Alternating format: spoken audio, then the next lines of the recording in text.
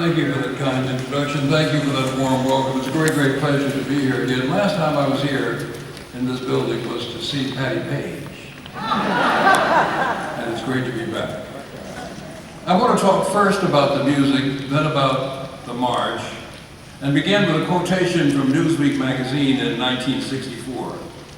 They said, "History has never known a protest movement so rich in song as the Civil Rights Movement, nor a movement in which songs are as important. Martin Luther King called them vital." These songs tell stories.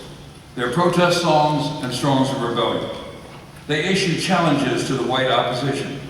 They tie the movement's experiences, a march, a boycott, a clash with white authority, to the tradition of the black church, and take from black church songs, substituting words and names to create new songs, applying old songs with biblical messages to the current movement. For example, Paul and Silas, bound in jail, had no money to go their bail, could easily refer to biblical figures or to jail protesters in Albany, in Birmingham, or Selma. The song, "Let My People Go," might mean the children of Israel held in bondage. It might mean jail protesters anywhere in the early 1960s South. Student Nonviolent Coordinating Committee Field Secretary Charles Sherrod described in a field report how the music, including the movement anthem, "We Shall Overcome," galvanized the people when he wrote about the Albany movement's first mass meeting in November of 1961. He said, "The church was packed before 8 o'clock. People were everywhere, in the aisles, sitting and standing in the choir stands, hanging over the railing of the balcony, sitting in trees outside the window. When the last speaker among the students had finished, there was nothing left to say. Tears filled the eyes of hard-grown men who had seen with their own eyes merciless atrocities committed. And when we rose to sing 'We Shall Overcome,' nobody could imagine what kept the church on its four corners. I threw my head back and sang with my whole body." The documentary maker George Stoney has produced a marvelous documentary on this song, tracing its development from an old church song, "I'll Overcome Someday." In 1945, members of the Food and Tobacco Workers Union in Charleston, South Carolina, adopted it for use during a strike and brought it with them to Highlander Folk School. Zilphia Horton, the wife of Highlander's founder, used it at union meetings all over the South and taught it to folk singer Pete Seeger. Seeger and Horton added verses appropriate to labor, peace, and integration movements. In 1959, Guy Carawan was hired as Highlander's music director. He sang it at SNCC's organizational meeting in Raleigh on Easter weekend 1960. That was the first time many of us had ever heard it. It quickly became the movement's anthem. I've seen Israeli and Palestinian women holding hands and singing it. It was sung as the Berlin Wall came down. I heard it sung in Tiananmen Square. During the recent pro-immigration protest marches, I heard it sung in Spanish in Jackson, Mississippi. In July 1963, Robert Shelton, the music critic of the New York Times, wrote, "We Shall Overcome" has been called the Marseillaise of the Civil Rights Movement. It has passed by word of mouth with great speed, despite the fact that no single disc of songs has been released and no sheet movement music will be available in stores until next month. My last memory of the March on Washington in 1963, a piece of which you saw in that video, was of my colleagues in the Student Nonviolent Coordinating Committee holding our hands and singing "We Shall Overcome" as the huge crowds drifted away. 1960 was a year filled with white violence. The assassination of NAACP Field Secretary Medgar Evers in Mississippi, the brutal police suppression of the Children's March in Birmingham, the bombing of the 16th Street Baptist Church in Birmingham, the murders of 4 little girls there, and the murder of President Kennedy. These cruel acts stand in stark contrast to the peaceful, nonviolent August 28th March on Washington, where 250,000 plus mostly black people gathered at the Washington Mall for a day of speeches. In 1963, the citizens of Washington had even less control of their government than they do today.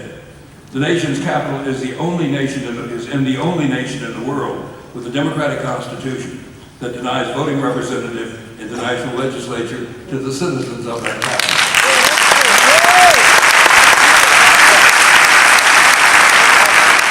Even though the residents today have an elected mayor and city council, All locally passed laws must still be reviewed by Congress, and the local budget must be sent to Congress for affirmative approval. In many cases, Congress tries to include noxious riders on the budget that overrules decisions of the local government. In 1963, a three-member Board of Commissioners governed the city, two appointed by the President after approval by the Senate, and a third member elected from the United States Corps of Engineers. So Washington citizens and residents had no say over the government of the city in which they lived. Congress was dominated by white Southerners from districts where black people were not allowed to vote. Their prejudices were clearly seen in the ways in which they dominated the city. In 1963, the all-white Board of Commissioners were terrified at the prospect of an unruly and probably boisterous and rowdy mob of angry black people descending on the city. Reflecting their prejudices and their racist paranoia, they said, or they did. In preparation for the potential riots and disasters, federal officials feared the March on Washington threatened. All elective surgery in the area's hospitals was canceled, freeing 350 beds for riot-related emergencies. 1,900 of Washington's 2,900 police officers worked 18-hour overtime shifts instead of their normal 8 hours. Police plotted 72 potential disaster scenarios and planned a response to each one. In the event of a riot, a policeman or National Guardsman would be stationed on every street corner in downtown Washington's business district to guard against looters. They deployed 200 scout cars, 86 motorcycles, 20 jeeps, several police helicopters, 23 cranes to move broken down or disabled buses. Local judges were placed on around-the-clock standby. 350 inmates were evacuated from the district's jails to create space for disruptive protesters. 2,400 National Guardsmen were sworn in as special officers and given temporary arrest powers. The Guard made over 100 doctors and nurses available. Government offices were shut down. Liquor sales were banned for the first time since Prohibition. 2 baseball games were canceled. On the day of the march, the District of Columbia was placed under virtual martial law. President Kennedy ordered the biggest peacetime military buildup in American history. 5 military bases on the capital's outskirts were bursting with activity and heavily armed. 4,000-strong task force prepared for deployment at Fort Myer, Fort Belvoir, Fort Meade, Quantico Marine Base, and the Anacostia Naval Station. 30 helicopters were flown in to provide airlift capacity. At Fort Bragg, North Carolina, 15,000 Air Force troops were placed on standby. 150 FBI agents were assigned to mingle with the crowds. And Washington canceled its long-standing policy of allowing white officers to bar black policemen from their squad cars. And the administration stationed an official just at the right of the Lincoln Memorial with a cutoff switch and a record turntable. If militant protesters overran the speaker's platform, the sound feed to the loudspeakers would be cut off and placed with a recording of Mahalia Jackson singing, "He's Got the Whole World in His Hand." With 250,000 others, I gathered at the Washington Mall on August 28, 1963, to attend the March on Washington for Jobs and Freedom. Sponsored by civil rights organizations, intended to help Congress to pass the President's Civil Rights Bill, the march was the inspiration of the venerable labor leader, A. Philip Randolph. Randolph had threatened a similar march in 1941, canceled after President Franklin Roosevelt issued an executive order ending discrimination in war industries. The 1963 march's planners envisioned 100,000 people coming to Washington for 2 days of protest, including blocking all legislative business in Washington and presenting Congress and the President with a legislative agenda to bring attention to the economic subordination of the American Negro and the need for creating more jobs for all Americans. Randolph approached civil rights leaders Roy Wilkins and Whitney Young, heads of the NAACP and the National Urban League, respectively. Both were cool to the idea, and Martin Luther King expressed little interest. He was in the middle of his Birmingham campaign. But by June '63, King was ready to discuss the idea. Kennedy's leadership during the Birmingham crisis had been inadequate, he said. The civil rights movement should sponsor an interracial march on Washington that would include sit-ins on the Capitol Hill. But on June 11, John F. Kennedy went on national television to say about civil rights, "We are confronted primarily with a moral issue. It is as old as the scriptures and as clear as the American Constitution. 100 years of delay have passed since President Lincoln freed the slaves, and yet their heirs are not fully free. They're not yet freed from the bonds of injustice. This nation will not be fully free until all its citizens are free. Now is the time for the nation to fulfill its promise. The speech overwhelmed Martin Luther King. He decided the march's focus should be on the Congress, not the president. Other civil rights organizations quickly came on board. On July 2nd, 1963, the heads of the sponsoring organizations gathered in New York to discuss the march. The leaders of the NAACP, the Southern Christian Leisure Conference, the Brotherhood of Sleeping Car Boarders, the Congress of Racial Equality, the Student Nonviolent Coordinating Committee, and the Urban League. After arguing about whether activist Bayard Rustin's homosexuality made him a potential source of controversy, they agreed that Randolph would be the march's official leader. He could pick whomever he wished as his assistant, and Bayard Rustin became the march's organizer. The next day, the march was formally announced. It would focus on jobs and black unemployment, not just on new civil rights laws. Although Rustin had envisioned a more militant edge, the leadership announced that no civil disobedience would occur. In August 1963, the six-member black leadership team was joined by four whites: Walter Reuther of the United Auto Workers, Protestant clergyman Eugene Carson Blake, Rabbi Joachim Prince, and Catholic layman Matthew Hammond. Across the country, labor unions, church groups, civil rights organizations mobilized their members and supporters for the march.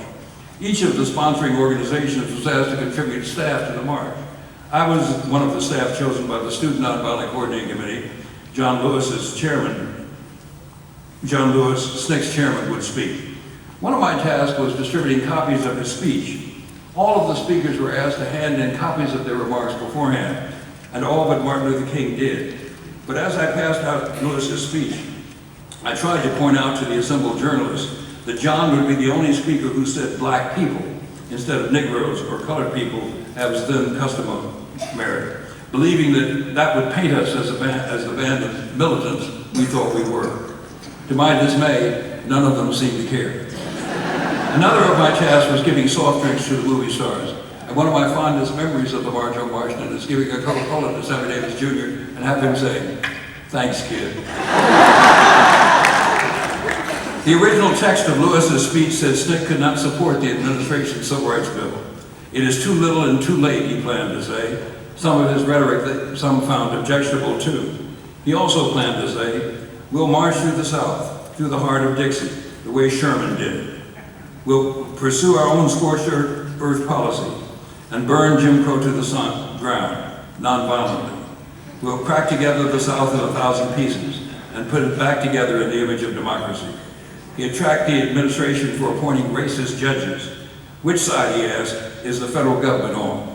Attorney General Robert Kennedy spoke to Patrick Cardinal O'Boyle, the Archbishop of Washington, who was to deliver the march's invocation. Boyle, acting for the administration, raised objections to Lewis's speech among the other leaders of the march. At a meeting late on the night before the march, Lewis refused to change a word. The controversy continued until the next day. Boyd threatened to boycott the march, saying he would not appear unless he had Lewis's changed speech in his hands 10 minutes before the program began. After hasty consultation in a room near Lincoln's statue, Lewis agreed to the changes. He said later, "I couldn't say no to Mr. Randolph. Like most people there, I think, I had no idea of the dimensions of the crowd that stretched out around us. Only as we drove back to Atlanta that night did we hear estimates of how many people were there. We did know, however, that we had been part of something magnificent, something about which we would be proud to say, I was there." Thank you.